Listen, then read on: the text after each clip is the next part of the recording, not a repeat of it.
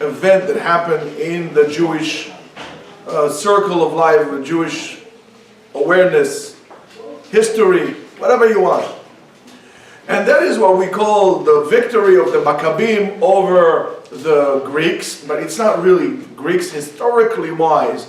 It was the Assyrian Greeks, because Greece had a lot of influence on Assyria. They actually the ones who invaded. It wasn't the Greeks from Athens, the Greeks from Assyria. But even more so mainly about the Jews who became Greek. In other words, they completely abandoned any kind of Jewish identity, Jewish lifestyle, completely became secular. I mean, to the fact that they would even do wrestling in Jerusalem. I don't need to tell you how those Greeks used to wrestle. They were, something you can catch a cold with, if you know what I mean. So it was, and it was quite there out in the open. What they tried to do, of course, was trying to kill the Jewish spirit. And it was a battle on the identity and the spiritual identity of the Jewish nation. They took it completely. I mean, in other words, they completely forgot, or they tried to erase anything to, whether it was, and the way they did it was very interesting because they did it in two different areas. One, they put decrees in other words, you cannot do Brit Milah, you're not allowed to do Shabbat, you're not allowed to keep all those things that are Jewish in terms of our heritage, hey, Yossi, Baruch b'chayei meitim. So, if I knew I would we would make Indian food, but So, but what also they did, they tried to persuade them and trying to create, until that point, Jews were always were known to be people of respect in the area and the region and so on and so forth. The root of anti-Semitism in terms of portraying Jews as ugly, inferior, and so on and so forth really started during this time. Mike, can you just put the heat on for them? Some of the guys are cold. And basically that struggle that happened existed from that time until today. We haven't able to get rid of this thing, until today. We're still struggling with this concept of being a Jew and not being completely assimilated externally also, not only internally, in the world outside. I mean, it will be such a difficult thing to many people just to wear a kippah on their heads, because God forbid somebody will see you as a Jew. Now, my advice, and like as a side note, if you want to wear a kippah and you're afraid to wear a kippah, go learn some martial arts. Go learn some Brazilian Jiu-Jitsu, go learn some Kung Fu. That's my way. I'm sure there are many rabbis who agree with me, who will disagree with me, but that's my way to look at that. In other words, if you're afraid of that, go do something to straighten that. But don't just take it like this and take your kippah off and throw it out together with everything else Jewish in you. It's very good, by the way, to do so. You have a little bit of Santa Claus over there. So the Kabbalah, however, comes to tell us, I mean, we know that there was like few against many, professional army against some, just regular guys, but it was also a matter of a spiritual battle that was going on, as we said before.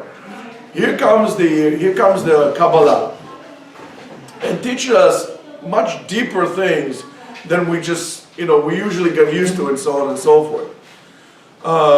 We know that every one of the Jewish holidays has a certain and a special symbolic meaning to what we call the Jewish soul or the Jewish neshama. I mean, that's something that's a given to all of us. We all know that. So now let's try to see exactly what it has to do with the spirituality and the spiritual meaning of Chag Chanukah. So according to the Mekubalim, Chanukah symbolizes the initial spiritual level that a person has acquired in his life, in terms of that. And Chanukah is a very Leibedik Chag. I haven't yet met a person who doesn't like Chanukah. And whatever it is, everything else that is connected in our neshama, like for example, Maccabim, Yevanim, and so on and so forth, whatever happened with the Chag, are only milestones or markers along the way in terms of our spiritual development or spiritual struggles that happen inside of us. So now, for example, if we're going to talk about the Chag itself between the two opposing forces that exist in the soul of every person, and in a way, they kind of operate in a very disharmonious way. That is what we call the force of Maccabim plus the Yevanim, or Mit Yavnim in terms of that. And you cannot overwrite one until you raise the other one. In other words, it goes in, there's a certain ratio, almost like in physics when we're talking about like this. So we cannot, and we need to understand that we could not completely erase those evil forces, so-called, but instead of really erasing them, we should try to, anchor them or root them to a much more productive matter than destructive. So the Greeks, or what we call them the Greeks, really represent what we call kochot hachoshech, the powers of darkness that really represents logic, pure logic, and any kind of wisdom that you gain outside of the Torah. For example, philosophy, physics, and so on and so forth. And mainly those ideas that really set foot inside the awareness of the person, that there's no really need to worry about whatsoever about the purpose of living and the purpose of existence and whatsoever. Live your life, and whatever happens, happens. You don't have to worry about why am I living? Is there meaning to my life? And so on. So therefore, according to those forces, life is very short, and you need to take advantage of them quickly until, to the best of your abilities, whatever you can grasp. However, that kind of approach really condenses you and doesn't give you a lot of space, because you feel that you always have to be on a chase. You always have to run to catch this one, to reach to the other one, and so on and so forth. You never created a space inside of you when you can actually look back or look forward and contemplate where you're going and the reason it is going, and so on and so forth. So that hastiness that we all experience all the time constricts us. We think that if we'll be quick about getting things, we're actually going to get faster. But it's exactly the opposite. It's exactly what Chazal tells us, that there is a long way, there is a short way, and the short way, there is the long way. So that hastiness of trying to reach all the time to reach and on and on and on, and to grab more, creates just the opposite of what we need. We need space, we need time, and the ability to look at things and to contemplate and really draw inside of us whatever it is we can, rather than to get more and to get more. At the end, we feel like we have nothing. At the end, we all feel, thank you.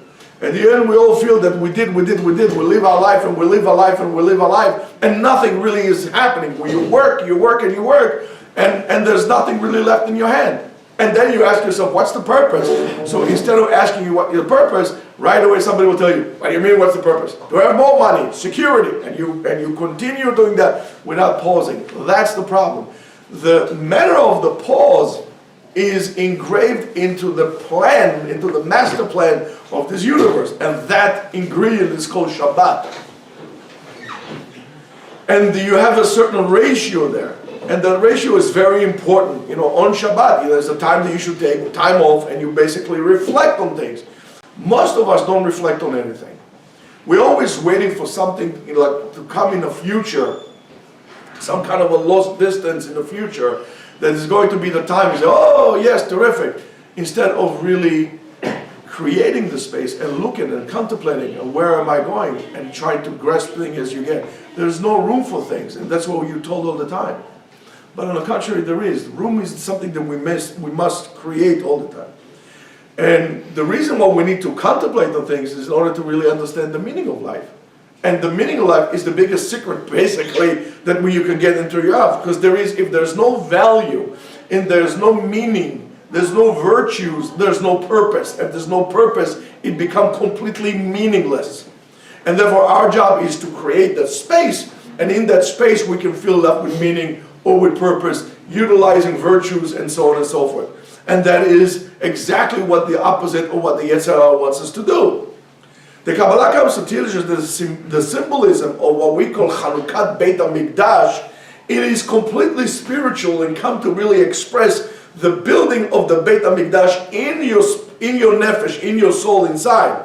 Now, a person that was able to fix his urges and his needs and the fact that he needs to receive all the time, and was able to transfer from the need. Wait, by the way, where's Yoshua? I just forgot about him because I'm just talking about something that I remember we talked about. So a person was able to transfer himself from the need to receive. He always wants to get. He wants to get freebies. He wants to get this, and he was able to switch it to the will to give. Where is an opportunity that I can give? Not what I get, where I can give. And I'm sorry to tell you that in many circles, and many of them among us, those who we call frum people, were never able to actually give in a sense as a superior meaning, rather than, okay, what do I get? How much you paying me? What do I get out of this? There's no such thing, and that's bad. Because if you are telling me that that's something that should be spiritual, it has to be in order to give, not that you're looking to get a reward. And for that, the Torah tells us, Le'olam lo yaseh adam kardom b'Torah. Le'olam lo yaseh adam b'Torah kardom lachpor ba. In other words, never use the Torah for your own purposes, for your own reasons. And that's why Kadosh Baruch Hu tells us, Ma'ani bechinam afatem bechinam. I give it for you for free, and then you can do it also for free. It's not always like, how much am I getting? And when we don't do it, all of a sudden, people know that. Each and every Jew knows it inside. We all know it inside. And that's something that believe me, I can tell you there's not a problem. We as rabbis should also learn a little bit musar when it comes down to that manner. Don't tell me the Torah is all spiritual, but for you it's all outside of dollars. It doesn't work like that. It has to be different if you want to reach out to people. So, the Kabbalah again tells us that, further deeper stuff than that, besides the historical story that we have in terms of the, your thing fell. In terms of the historical story, in terms of the Maccabim and the Yevanim and so on and so forth, as we said before, are just mile markers in the development of the spirit of the person. And in Chanukah, the Kabbalah is able to distinguish between those opposing forces, which we said before, which are the Greeks and the Jews, and the will to give and the will to receive. Now, the analogy of the candle, when we talk about Chanukah, and of course we always talk about candles and so on and so forth. It always brings up, there's other mitzvot that are associated with candles, and we really need to see if there is something that we could learn from all these candles. So one of the things, for example, that we all know about is which other mitzvah is really associated with candles. Just have it in the back of your mind. The other mitzvah is Shabbat, okay? Who, what? Searching for the chametz. Who said that? Oh, terrific. Searching for the chametz. Another one has to do with a candle. It's of course is Havdalah. But the different candles in that. So now, regarding what we said beforehand, in Shara Kavanot, the Ari in Shara Kavanot in Chelek Bet says the following. He explains that the candles of Chanukah are able to bring down to this world Orot Elyonim, superior spiritual lights, to our world, and from those lights, the world, the Olam Gashmi, is actually being nourished. And he continues and it says further that the Chanukiah will not only light as a commemoration of the miracle that happened, or those just, the Nisim Niflaot and so on and so forth, that those miracles are the result of what exactly happened, but all the other reasons in which the miracle had happened itself. Not just for that, for everything else, and mainly the ability to stand up as Jews and to fight for your spiritual existence. And that is by itself a tremendous miracle. What would the Maccabim say if they would face us today and we will have to explain to them about what we're doing and how much are we trying as an effort not to look Jewish, not to be Jewish, and so on and so forth. How much are we actually trying to know about everything else besides actually knowing about our own self, our own history, our own religion, our own halacha, our own Torah, and so on. So now the Chachamim teach us that we light a candle from a candle, right? We light it from a candle, and that the shalhevet, the flame of the candle, is not being reduced from that. And that is by itself a very interesting thing. Now, of course, we know that in the Kabbalah, there are the practices, of course, of what we call the mystical meditation of the candle meditation, which we're not going to get into it right now. But the candle carries a tremendous spiritual meaning as well. And that is, in a way, a unique thing, because if I take the candle, and I light the candle, in the spiritual world, everything that I give, I'm always missing something for me. I mean, in the physical world. In the spiritual world, it doesn't work like this. The candle is a representation of the spiritual world. And that is, in a way, the symbolism of your own soul, of your own spirit. And that is not bound. Your soul, your spirituality is not bound to the laws of physics. In other words, it's just the opposite the way around. The more you give, the more you'll have. In our world, the more you give, the less you have. In the spiritual world, the more you give, the more you have. Just the opposite. And why is that? Because we are following the symbolism of what the Kadosh Baruch Hu says, right? And HaKadosh Baruch Hu is giving us all the time, and it never ends. The same thing is the light of HaKadosh Baruch Hu. The HaKadosh Baruch Hu gives us from His light, and nothing is missing. The same thing we should learn from that and be able to give. And that is a very good thing to do, and to start looking, each and every one of us, what exactly is that you are giving? Now, of course, you can all give different things. And I'm not talking about money. I'm talking about effort, time, all these things, talent.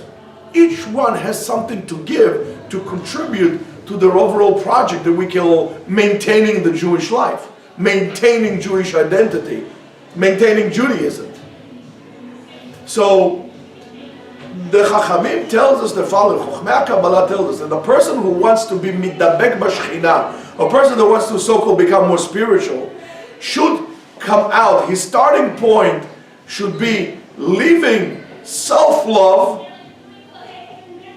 and implanting what we call ahavat azulat, loving other people. Instead of everything being self-centered, all centered about yourself, is all what you can do for me, is all about what I can do for others. And as Michael said the other day, Michael, what did you say for the reason to get married? That's right. Getting married, if you want to know why a person should get married, a person should get married not because it's a mitzvah in the Torah, because there's a lot of mitzvot beforehand. If you don't believe me, please take Sefer HaMitzvot Rambam. People don't get married because, and I love it when they just, it's the first mitzvah, it says prove, right? Well, because I don't want to be alone. No, because one needs to understand that his spouse, his wife, husband, that matter, and that's where you get the love, provides them with the opportunity to be able to give in an unconditional way. Give in order to give. Not give in order to receive, give in order to give. And when you want to give, just because of that, you appreciate the person, you understand that their ability to create this platform is the biggest gift that God can give you. And the same thing for your kids. Your kids become a platform in which you could give in an unconditional way. And it should teach you to be selfless, not selfish. And I always said, if until you got married, you were at the top of the list. If you are married, you're second. And when you have children, you are not on the list. Your place on the list is absolutely insignificant, because your job as the head of the family is to only give. It's not, okay, what do I get out of it? I have kids, why? So somebody will take care of me when I'm old. That's the most stupid idea I've ever heard. One of them.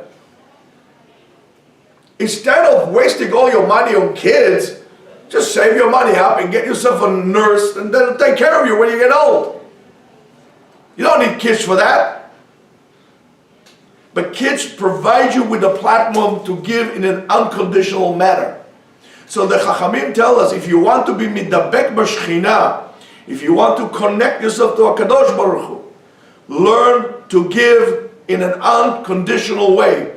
Don't ask, what could I get out of it? Ask, where can I give? You don't exist. You become selfless. And since you become selfless, and why is that? Because we know that Moshe Rabbeinu was the most anav of all. And a person, he says, V'anachnu ma, we're nothing.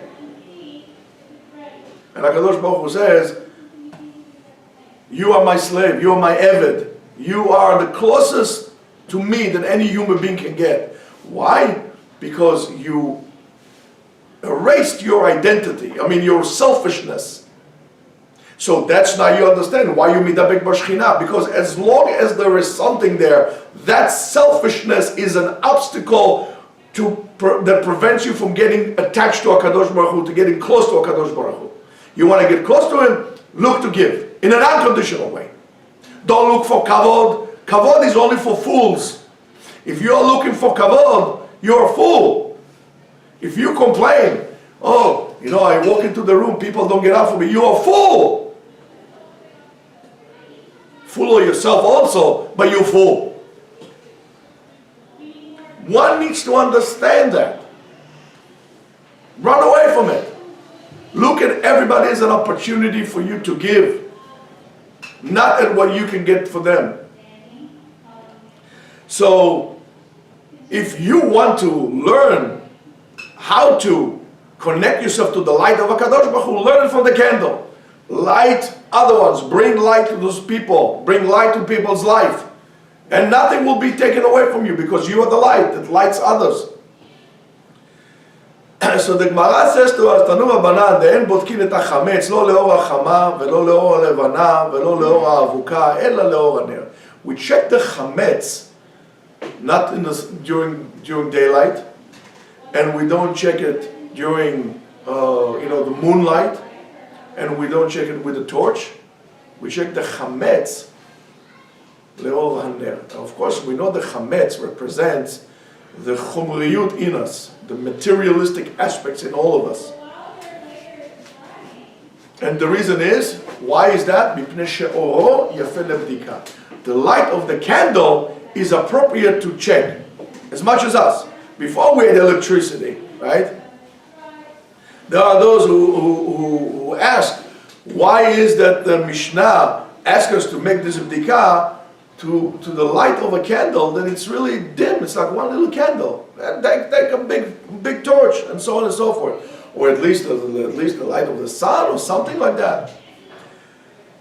And Rava said on the Avuka, for example, in Mitzvah min ha-muvchar lehavdalah, when we make Havdalah on Shabbat, it says Mitzvah min ha-muvchar, to make an Avuka. Avuka means a multiple wick candle. When we have multiple, at least minimum of 2, could be 8, could be whatever you want. So if it's a Mitzvah min ha-muvchar to do it on an Avuka, on a torch, like we do the Havdalah candle, why can I check the chametz to the light of the Avuka? So the Gemara doesn't really give us one answer, but give us 4 different answers from different sources. The Gemara says, Amar Rav Chanan bar Yitzchak, Haner, the candle, Yachol leikanes lechorim ulesdakim, can penetrate the nooks and crannies, all these places that it's hard to get in. You can enter with a candle. Avuka אינה יכולה להיכנס, להכניס אור לחורים מוסדקים. Into those nooks and crannies. The avuka, the torch, cannot penetrate there. Because you can't put it inside. In other words, in clearer words, the bdika le'or haner, when we check it to the candle, is much more precise. So, when it's more precise, you really can get down to the nitty-gritty, to the bottom of things. You really find out everything there. And Rav Zvit says, he gives a different explanation. He says, Haner oro lefanav, avuka oro leachorea. Rav Zvit says, the candle shines ahead, and when the Havdalah candle, leachorea, to the back, it creates more light in the back than in the front. Of course, the Bikat Chametz needs the light ahead because I need to see the Chametz that is in front of me, and by doing so, therefore another reason why the candle is preferred. Another answer is to Rav Papa. Rav Papa says, "Ha'ochez ba'avukah," the person who holds the torch, for that matter, the Havdalah candle, choshesh, he's concerned that it's going to cause a fire. I mean, it's a tremendous light. Of course, if you're going to take a few candles put together, it creates a tremendous fire. So, of course, I'm not going to check as well. So here it comes out that the candle would allow you to check things better. So that's that's the third reason why we check it like this. A fourth reason, and the last one, is the tshuva of Ravina. Ravina says that the light of the candle is steady. And since it's steady, you can check better. And the light of the torch, of the Havdalah candle, flickers. And when it flickers, I can see well. It's a steady light. And it's much better to do so on a steady light. So even though the avukah, the torch, provides more light, but the quality of it is not good. When it flickers, it jumps around. So those four opinions really understand on the bottom. They agreed on the bottom line. They agreed on the bottom line, that candle is better. But the reasons what they don't agree on is the reasons why the candle is preferred on the avukah. So Rav Nachman Bar Yitzchak says that the light is going to go into the nooks and crannies, into the small one. The Rav Zvid holds on the direction of the light. And both of them are talking to the quality of the light, which is different in both cases. Rav Papa says, no, it's on the person, it's not on the candle. It's on the person that he's not going to check so well because he's going to be afraid. And he's not going to check it well. And according to Rav Papa, in the case of an avukah, you cannot count on the person that is going to check appropriately, and because of that. And Ravina says that he's concerned of the quality of the light, that it flickers and so on and so forth. So therefore, if you take those two conditions of the fire and the candle, the humble candle, and that of that very defined, well-defined Havdalah, call it Havdalah candle. So maybe we could connect them to the neshama of the person, or the spirit of the person. And in our day-to-day routine, we know people who are torches, right? They make a lot of light, they, and so on. And we know some people who are candles. So those chevre who are the avukot, so they can lead somebody. These are people, and by the way, we need both of them. It's not one better than the other. We need both of them. So these are the leaders. Those who create the light for the people to go in the back, shows them where to go. You follow me. I'm here. I'm holding. These are the ones you're going to say after me, and so on and so forth. And those who are the candles, these are people that you don't really see. And here comes the Gemara and tells us that in any situation, in any condition, each and every one has a specific and important job. And each one of them you should use in an appropriate manner. A candle for Havdalah is not good enough. For Havdalah I need a torch, I need big light. For checking certain things, a candle is good.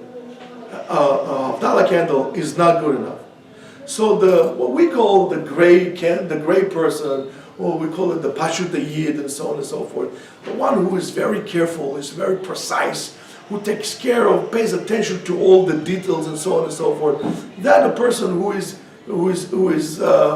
checking without any glory, does things without glory, who goes into the cracks and checks everything appropriately. That kind of a person knows how to find things and to bring things into the light. The torch, on the other hand, which is a big fire, it is recognized fire. Everybody could see it. It also sheds a light on a big space. However, but it brings the light to the person behind us. And that is what pulls you forward, to go forward. It shows you where to go and then you go forward. But to that person, that great leader, or those people who are the Havdalah candles among us, which are the great leaders, there's also a chisaron, there's also a downside. And the downside is that they're not necessarily always steady. They flicker. They create such great fire that sometimes things can set on fire. And maybe it will touch the wrong place. And it will cause damage instead of good. That's why it's a mitzvah min hamuvchar, it's a good mitzvah in big situation, right? To use them. But when we need a very precise and careful job, we don't need the Havdalah candle, we need the candle itself. So comes the Gemara and tells us that when you need a great change, when you need to afflict great change and to change things, for example, to be able to distinguish in Havdalah ben Kodesh lechol, between holy and unholy, you need a lot of fire. Take the fire. Take the big fire. Take the charismatic leader who is going to lie to the people who are going to come behind him. And that person that is going to be able to tell you this is right, this is wrong, and you should do this and you should do that, and so on and so forth. And in a very clear way to be able to distinguish between Kodesh lechol. For that you need a charismatic leader. You need somebody like that to be able to do so. But when you need something that is very precise and very specific, to be able to go down to the details, to the fine-tuning of things, you need what we call the non-flamboyant Talmid Chacham. The one who knows a lot, but he's steady. Almost the difference between Sinai and Oker Harim. Oker Harim is the person who in his great pilpul could like uproot mountains. And we need this thing to be able to take from here, to land this to here, to bring that example there. But we also need the Sinai, the person who is like a steady, he's like a mountain. He'll be able to tell you everything clear, everything steady. You want something, he'll tell you. The more calm person in terms of that. So we need this person like that, that can always fine-tune you into better things. So Nefesh Adam, the soul of the person, needs that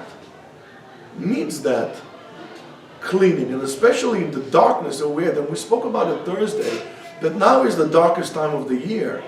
Comes Tevet, is the darkest time of the year. And we need those people to be able, in a very methodical way, calm, to be able to point out to us. We need those big Machzirei B'Tshuva, like Amnon Yitzchak and all these people that make a lot of flame. But we also need, after that stage, we need the person who's going to sit down and say, listen, Tatale, this is how you do so. You sit down and you learn and you do this and you do that. If you don't do it, you just get carried away. That is something that we need, both of us.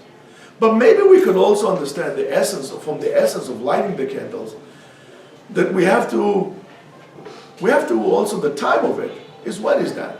Shekalta regel min hashuk. When there's nobody in the markets anymore. And in a way, it's kind of weird. Maybe we should do the other way around. We should light the candles when everybody's in the marketplace. So the avodah, the candle, is very interesting. The candle represents, again, as we said, the spiritual light. The light that comes from inside out. The light that comes from the house outside and represents our light, or the light that we should have inside, to bring it outside, as we say, when we are not in the market.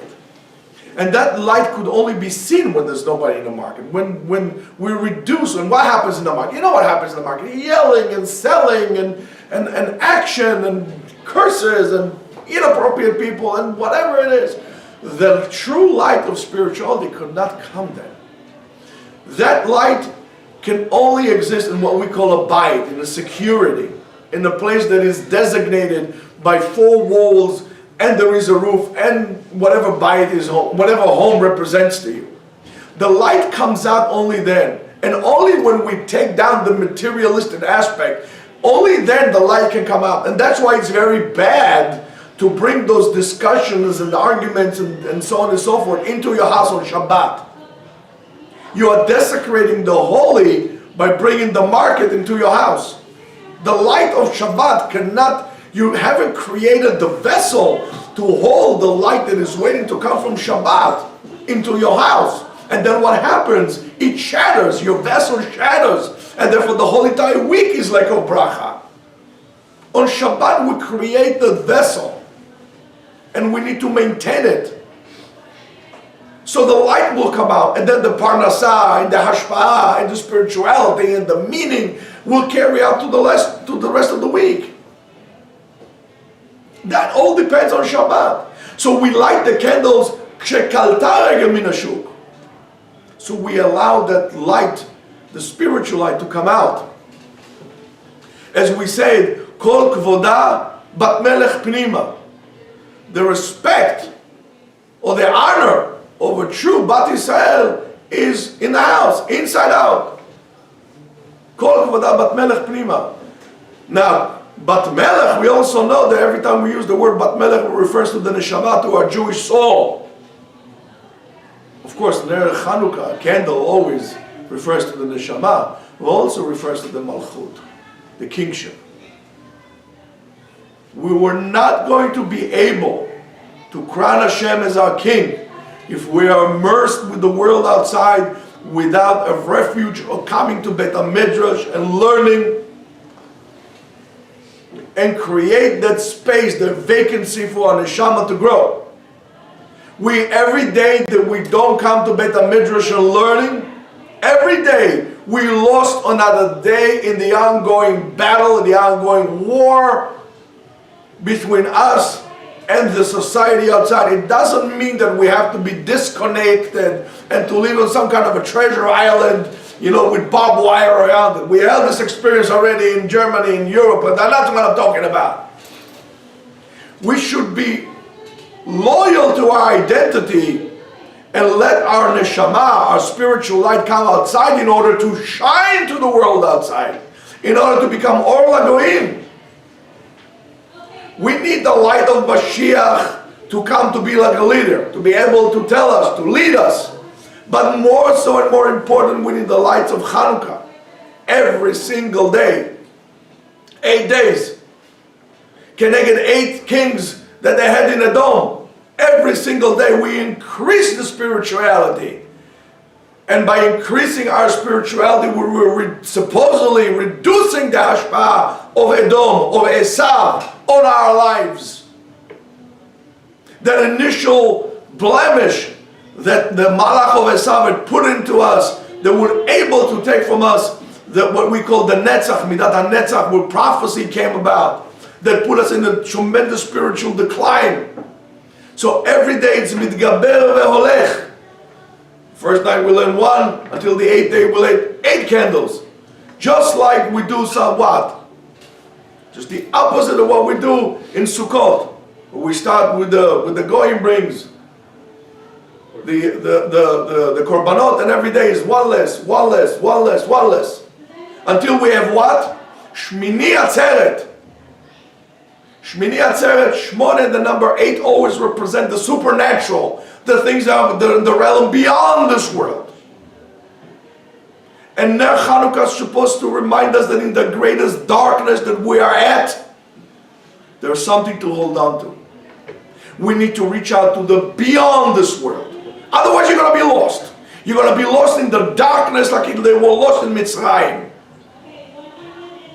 The choshech of Mitzrayim was physical. You felt the darkness.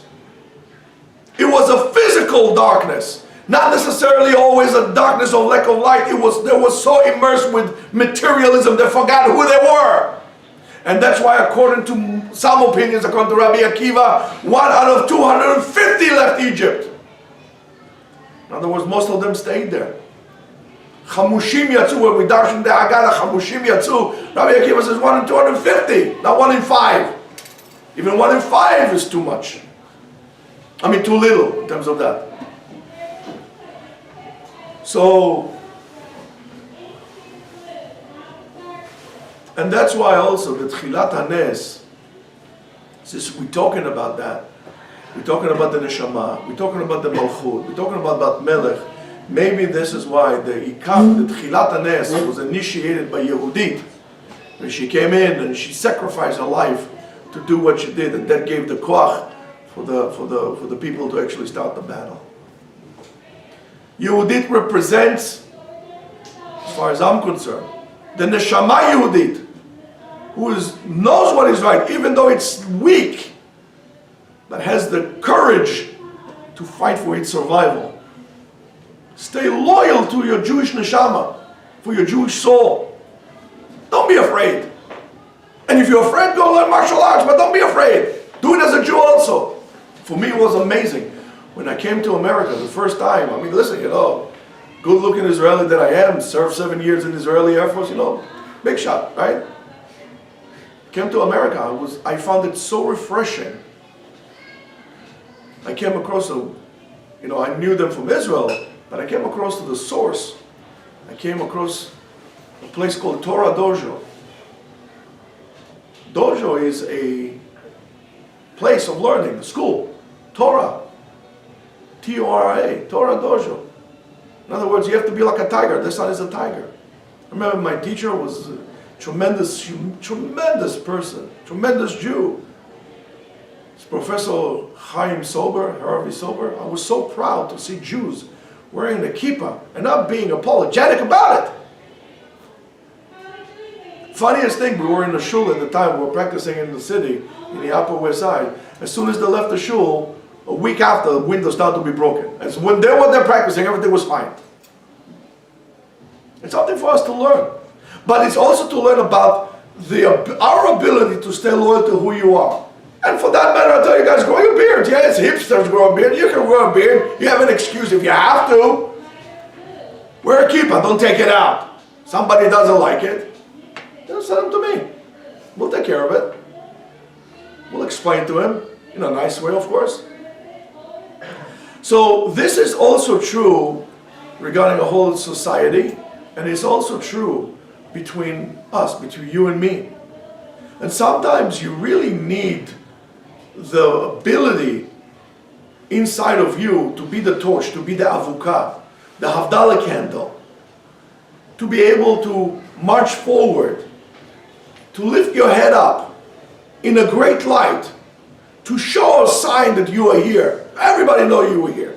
And sometimes you need, to put step by step, slowly. You need to take steps that would allow you, to walk in a path, but it can only be done when you're doing so with a candle. Foot after one step after the other. And we says, Ner Hashem, Nishmat Adam. And that reminds us what the Gemara says in Mishlei. It says that over there's no place for a dancing fire or dangerous fire. Because the light of the avukah, it could be dangerous for you when you're coming to check yourself. So don't be too zealous to check yourself. Don't be too eager to burn the places in which you don't need to check, you don't need to burn. But check yourself very thoroughly inside. Listen to Divrei Chachamim. Learn Musar. Learn Sefer Mishlei. Learn Kohelet. Learn Mesilat Yesharim. Learn all the Sefer Musar. Listen to Divrei Chachamim. Don't just learn that. Make yourself a rabbi who will guide you in places that you need to go. Who will tell you to go to places you need to go. Who will tell you what you need to fix in his wisdom. You need to do that. But not only for yourself. You need to do it for all of us. Each and every one of you will take turn, and it's important, as we said before. So that internal check-in that we're talking about really will be able to clean and cleanse our neshama. Rabotai, we are what? Wednesday is Rosh Chodesh Tevet, right? Wednesday is Rosh Chodesh Tevet. So we have Tevet, Shvat, Adar. 3.5 months. 3.5 months we are in Pesach. You cannot come to freedom to celebrate Pesach appropriately if you didn't start to check yourself in the greatest of all darkness with the light of the candle. You need to prepare yourself for Pesach, and Pesach, of course, we know it's 50 days to Shavuot, and before you know that, Rabotai, Chatanu lefanecha, Rachem alenu, it's already Elul. So in a way we are preparing ourselves always to meet HaKadosh Baruch Hu in Rosh Hashanah. Every single day we prepare ourselves to meet HaKadosh Baruch Hu when we depart from this world. We need to fix this world. We need to fix our ways. We need to help one another. And that can only be done we are completely selfless. Look for opportunities to give. If you want places to give, come to me. I'll give you plenty of places to give. Many places that we should share and give and create opportunities for others to give as well. Welcome people to come in our midst. Whether they're super frum or not so, don't look at their state right now. Look at their place that their neshama rests. Reach out to the neshama. Reach out to this Jewish neshama. Stoke the fire a little bit.